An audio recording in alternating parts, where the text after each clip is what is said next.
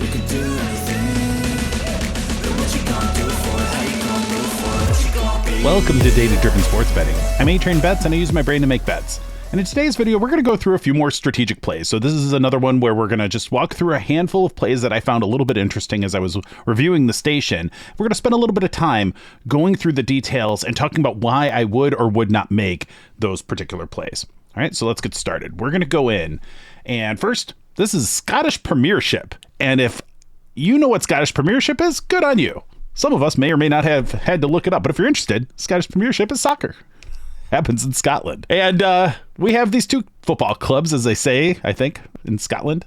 Football clubs, Ross Country and Celtic. They got a lot going on here. So what we have, this is not an atypical scenario where on first blush, we're like, oh, there's a lot of market consolidation at these prices. We've got our one sharp book. Now, I typically use a strategy where I'm looking at BetOnline and Pinnacle as my two sharpest books. BetOnline is my preferred choice for sharpness when it comes to player props. Pinnacle is my preferred choice for sharpness when it comes to not player props. And I'll use them both on both of those things, but I lean more towards Pinnacle on non-player props, more towards BetOnline on player props, and that's served us well. When I look at this, first blush, you're like, wow, a lot of this market has a lot of opinion compared to the rest of this market. This is what I call a bifurcated market. And in this bifurcated market, you see Pinnacle with a nice little hold here. And that's interesting. And then you realize, wait a second, all of these books, or most of these books at least, I can't speak to all of them, but most of these books share a back end called Kambi, Kambi, and they are a third-party provider of sportsbook functionality to these retail establishments. What ends up happening is you see a bunch of books that all look like different sports books because they are different sports books, but they share the same back end.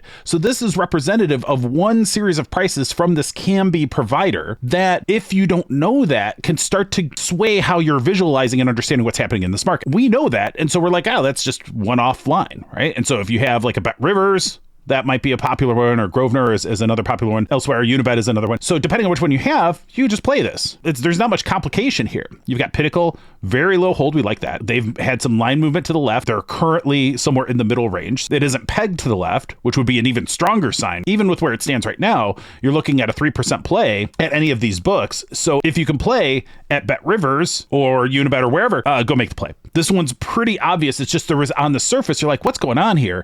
That's what it is. So it's this Kambi back end kind of throwing off how many books it looks like have that opinion. Because if you weren't careful and you were treating these all as ones, you'd end up overweighting. Kambi's not known as being a particularly sharp book. They tend to limit a lot. You'll see the same limits at all the different books. So if you had access to both Bet Rivers and Unibet, for example, you're going to see the same limits on both of those plays because Kambi's running the back end. So you're going to, once they know it's you, they're just going to plug it in the same way. All right, next up, we have Weber State Wildcats and Montana Grizzlies. So what immediately appears to us, it looks like this crazy potpourri of market confusion. So in this case, we don't have a lot to go on just immediately visually. You just see stuff all over the place in this one. So let's start digging it. Orienting first to Pinnacle. What do we see at Pinnacle? Hard line movement right.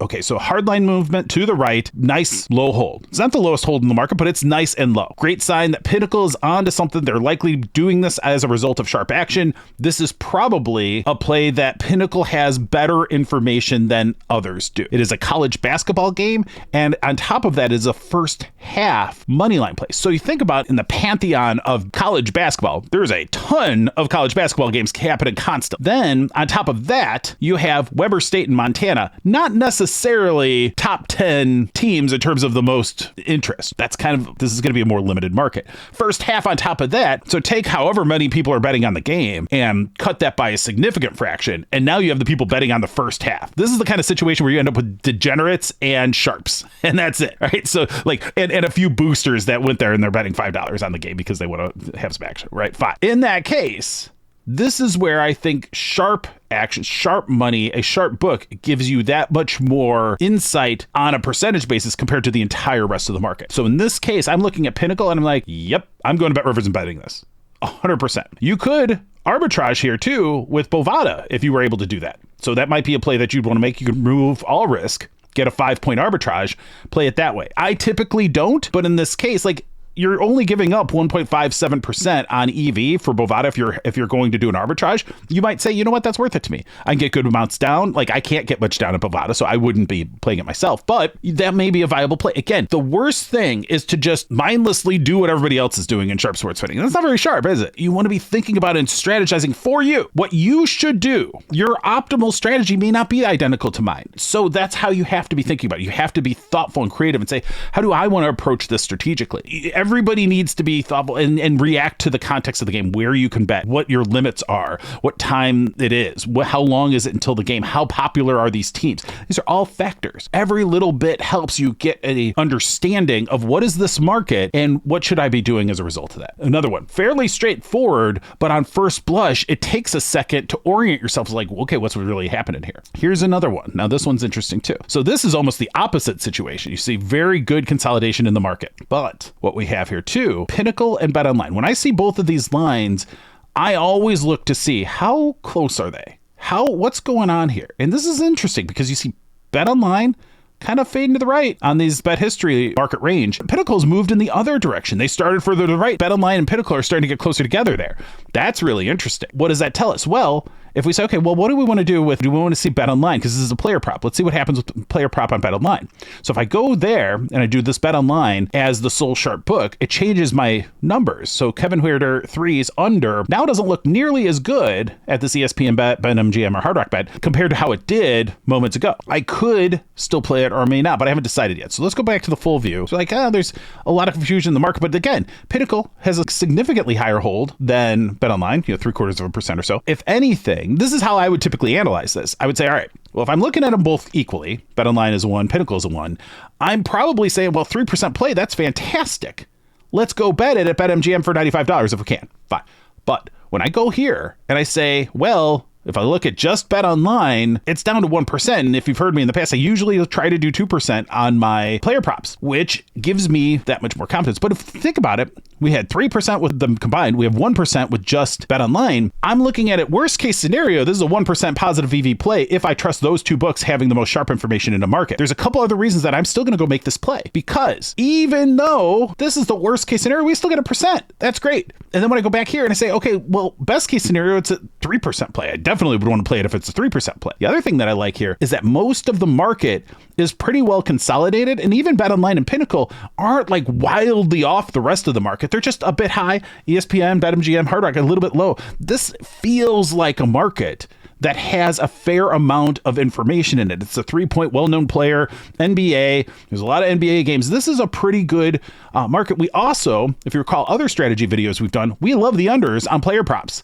because most of the public is going to love the overs. Like, oh, it's Kevin Huerter. He can get over 2.5 3-pointers any day, right? But we know that when we see the under and it appears to be significantly positive EV, or at least marginally positive EV, there's a lot of little things here that lead us to, let's go make the play. Do I play it at $95? Maybe not. Maybe what I do is I say, okay, maybe if it's 35 here, maybe I'm playing at 50, 60, probably feels in my bankroll range. That's about right for me. My bankroll being 22,000 with a Kelly multiplier of 15%. In this case, I'm probably playing it $50-$60. That's how I would break down this particular situation. Now, finally, this is one that I think is interesting too. Here's one where we don't have a lot of action in the market. It's not like the chaos that we saw before. And we've seen, okay, FanDuel has moved hard to the left at some point, but isn't that interesting how FanDuel's line here kind of connects these other books to where everybody else is? So that's interesting.